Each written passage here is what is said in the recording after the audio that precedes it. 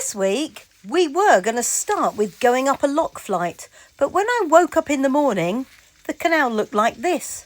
It had frozen overnight. I knew it was cold, but I didn't realise it was that cold. So, lock flight out of the question. I'm not going to be doing locks if they're slippy. It's just not safe. So, time for a little explore. And then after the explore, and a few days later, we will go up the lock flight and we will see some stunning views, a bit of history and a really dangerous bridge.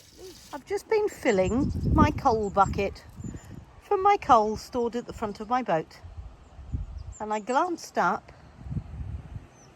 and I realised why it was when people say, "Are you happy living on your boat?" And I thought, yeah, because that is my view.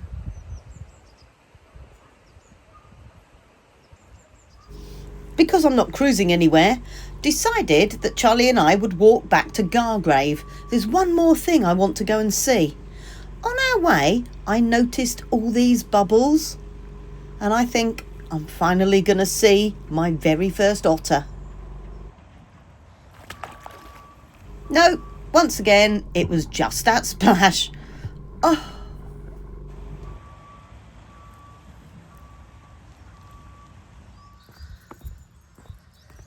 Oh, let's go and have a look around this gallery.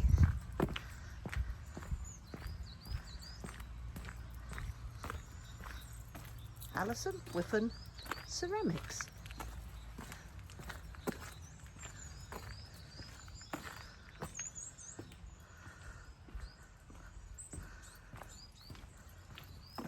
Muddy boots, not a problem. That's handy. Here I am inside the pottery of Alison Whiffen. You can come along and you can have a go at using a potter's wheel. Potter's wheel. Potter's wheel. Two potter's wheels. Two potter's wheels. And here we have Alison Whiffen. Hello. Hi Alison, how long have you been a potter? I have been a potter for 25 years. Always here, or have you been somewhere else? No, I was in London. I was in Deptford. I've been here for 9.5 years. So before that, I was in Deptford in southeast London. Fantastic. Yeah. And do you have many people coming to have a little go? Yes, I do. I have people who quite often I get kind of like a mother and daughter combo, or sometimes it's a brother and sister, or often it's a gift for someone is the throwing taster session. So, and normally it's 2 people that come along. And then, but that's kind of part of what I do is the sort of throwing for fun. But most of the time I actually am making. So, and I sell things from the door. I'm here on the Pennine Way in Gargrave. The whole world comes past my door at some stage in their life. And some of them call in. Yes, and I did. That's exactly what I did.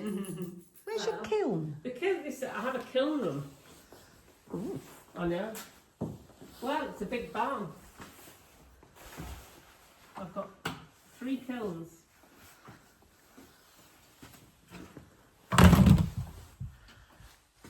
A little kiln, it's like a test kiln. Oh wow. And that's so cool. Don't think I've ever looked in a kiln properly. Yes, well, a kiln is just it's just refractory brick and elements. That's all a kiln is. It's a very basic thing. Right.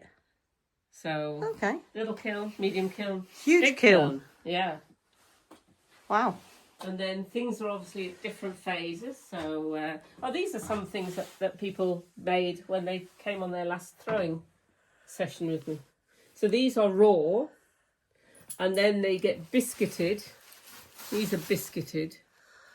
Once they're biscuited, you normally stop them, you cover them up to stop them getting dusty, because you can't put glaze on something that's dusty. Right. And then these are finished pieces. They're lovely.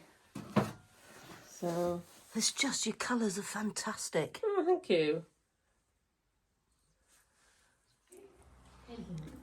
This is Charlie. Hello, Charlie. We're called Narrowboat Travels with Charlie. Okay. Yeah. Well, this is Polly. Hello, Polly. Polly is my studio assistant. She's lovely. Hi, Polly.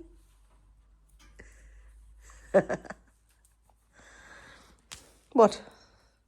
And she regards this as her domain. I bet she does. Yeah, she really does. Charlie kind of feels like that about the boat. So what's your favourite thing to make?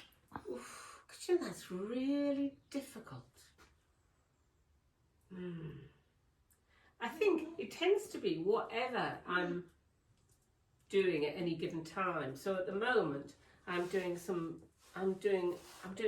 wall pieces, which I'm printing on low plates, about 6 inches across, and I'll make composite wall pieces. So at the moment, that's what I'm enjoying doing. Yeah. Because you know it's new for me. People ask me which is my favourite canal, and my answer is exactly the same. It depends on which canal I'm on at the time. Yes, yes. Polly? Thanks, Alison. Bye. Bye, Anita. Bye, Polly. Bye. Well, that was fun. Really worth the visit. The sun is out. The sky is blue.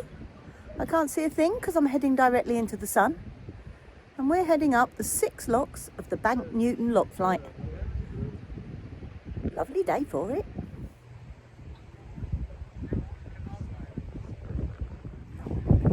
Well, that was a great mooring. Just before Priestholme Aqueduct. On the offside. Brilliant. And that was the view from my bedroom window. It's really rather lovely. Oh dear, the ducks can't see each other. He's over here. We're now coming up to the 6 locks of the Bank Newton lock flight.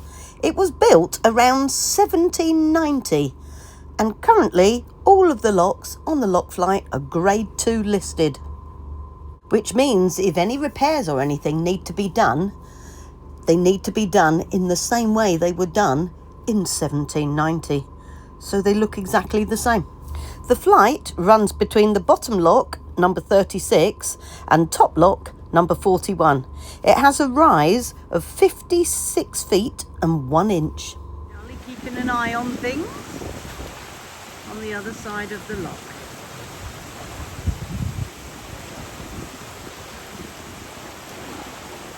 I just can't get enough of this Yorkshire view. It's fabulous.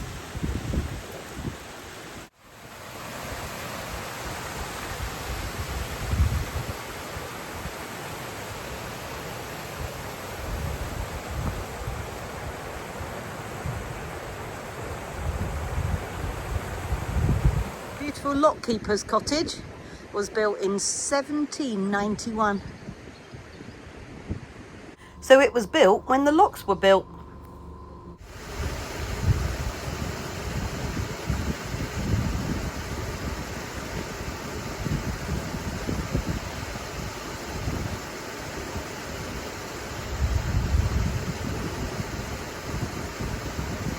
Coming up beautifully in the first lock. Bank Newton bottom lock, and I've already opened the gate on the next lock, so that'll be empty soon. I'll go and open the gates before we come out of this one. Out of lock 1, Bank Newton bottom lock, and on to the next lock. Just about to go under bridge 167. I'm going to go all the way down to bridge number 1 that I am assuming is in Liverpool. Quite cool.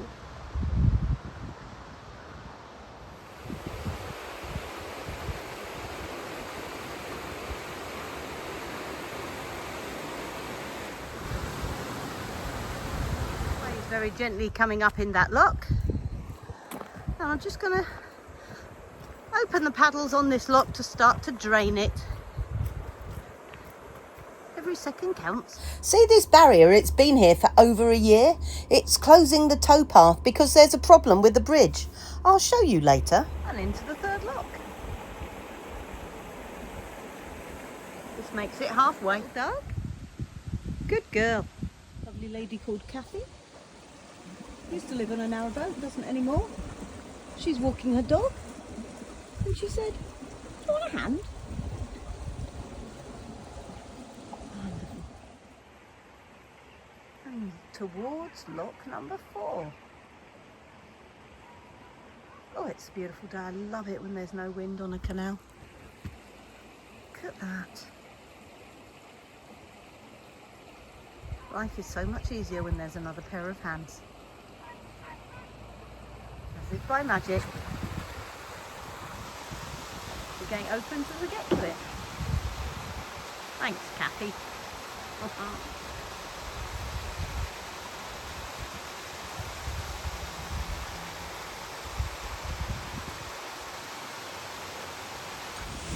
Hey. Oh, I love that little face. Look at that. This is Earnshaw's lock. I'm going to go and see if there's any wood lying about after the storm. There might be. Ooh. What have we got?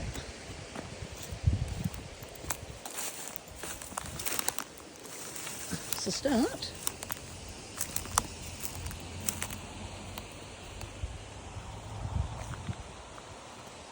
Hawthorn. It's my absolute favourite wood to burn. Is that some? Ooh. Jolly varied.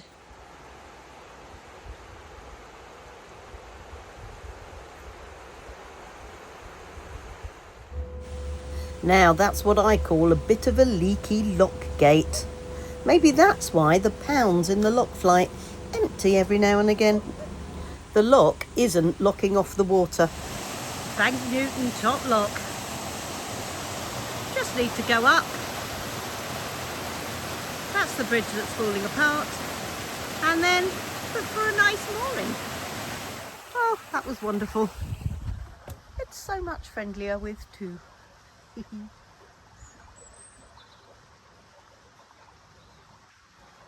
Kathy's probably going to be selling her boat soon. They've moved off it and now they live in a house.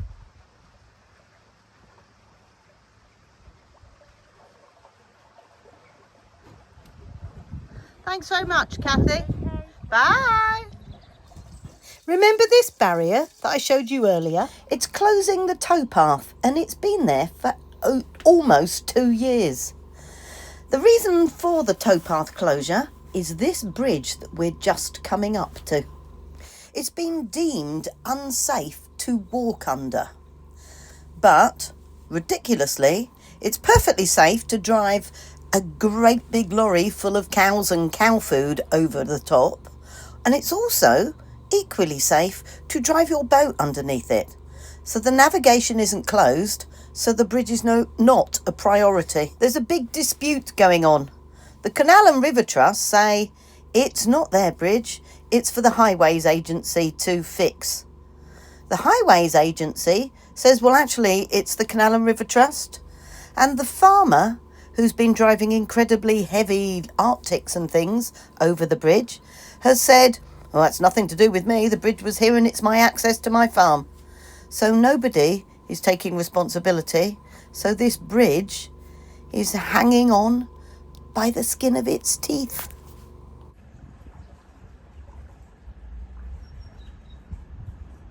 Just not designed for great big farm Arctics. See? Look at these bits of stone about to fall out. Crazy. And just left. Would that be left in London? I'll let you think on that. Only sound is the splashing of the water over my tiller.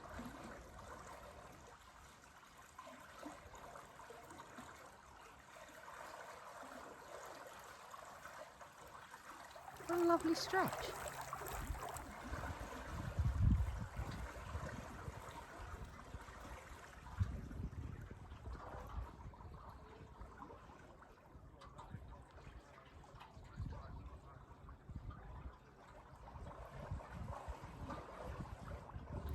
Right, I've had enough for today. Beginning to lose the light. So it's time to find somewhere nice to moor up. This is the view from the back of the boat. That is what I call a mooring. Wow. This is why I've got a boat. It's an absolutely stunning morning. And I've run out of milk for my morning cup of tea, and that just can't happen. So even though this is a wonderful, wonderful place to moor, I'm going to have to get myself to the town of Barnoldswick. And you pronounce that Barlick. Well, goodbye, geese. It's been fun. I've loved this mooring.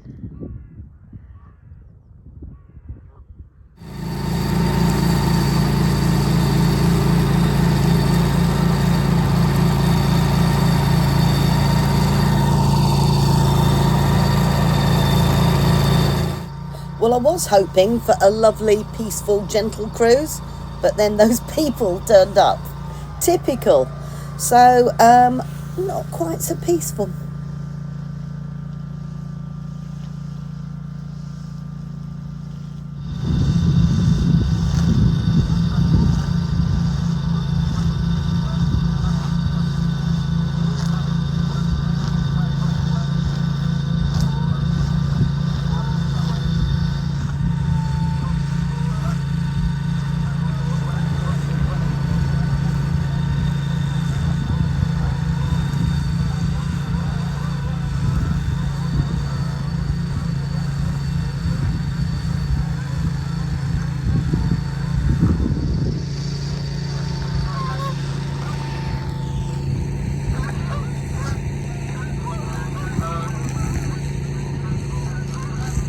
Dear, I've upset the geese.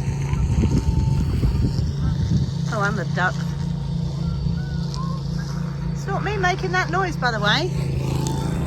It's those people trimming the Leeds Liverpool's bush.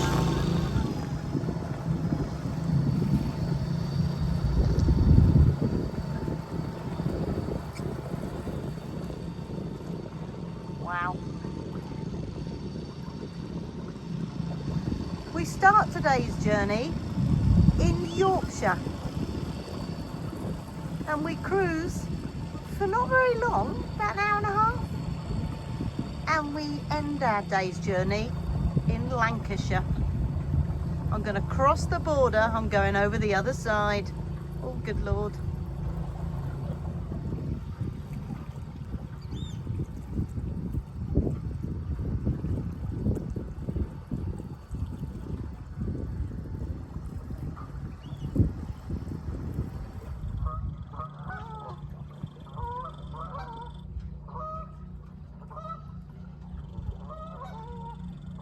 This is what I call canal cruising.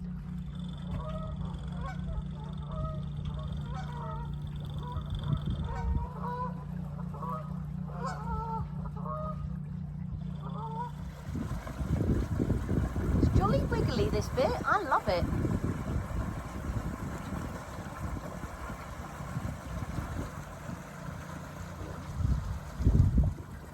Had an excellent signal here. 5G mast in all its splendid glory.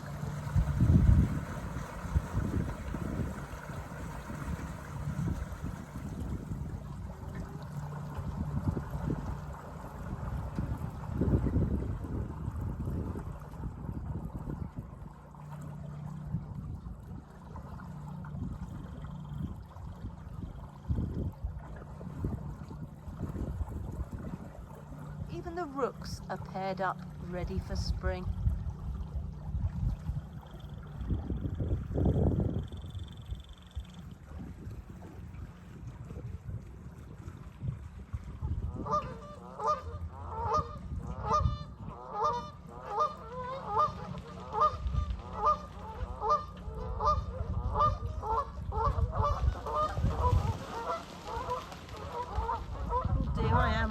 all the geese today.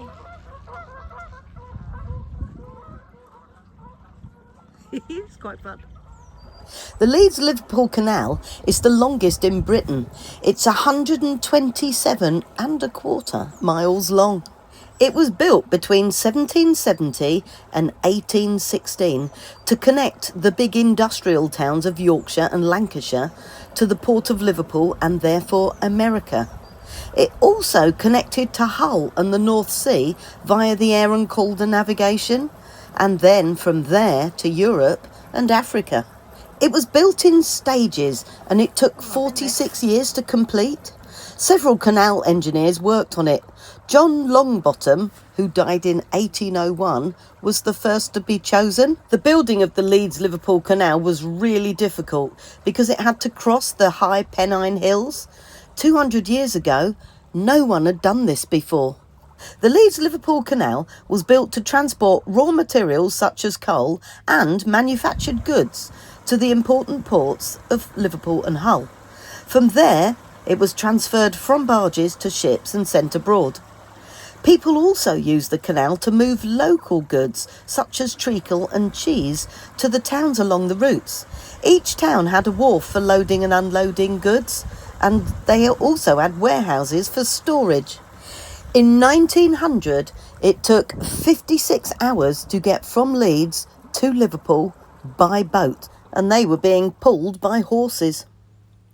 When the Leeds Liverpool was being planned, the cost had been estimated at just under £260,000. The final cost was never accurately assessed, but it was roughly £1,200,000. The costings were so hopelessly wrong because they had problems right from the start. The plan originated with engineer John Longbottom, who surveyed a possible route and received financial backing from Bradford wool merchant John Hunslet to start rallying support for the Act of Parliament to allow the canal to happen. At first, the committee consisted entirely of men from the Yorkshire side of the Pennines, but it was soon realised that things would never progress until the western end was represented. Instead of asking Lancashire men to join, a second separate Lancashire committee was formed. It may have been optimistic to think the two would reach an instant agreement, but no one expected a waterways rerun of the War of the Roses. The cabins of Leeds Liverpool short boats were too small for big families. The crew was usually just 2 men who lived on the boat full time. Burscough was the main centre for the families of long-distance boatmen. There were pubs where families exchanged gossip and bought supplies, and stables where horses were fed and rested overnight. There was even a hospital for sick horses. The Leeds Liverpool Canal was really successful, and it was still used for carrying cargo right up until the 1980s, much longer than most canals. But as it became cheaper and quicker to deliver goods by road and railway, it was used less often. Now the Leeds Liverpool Canal is a fantastic place for us leisure boaters and liverboards to go and explore. We just need to keep making sure that it's well looked after.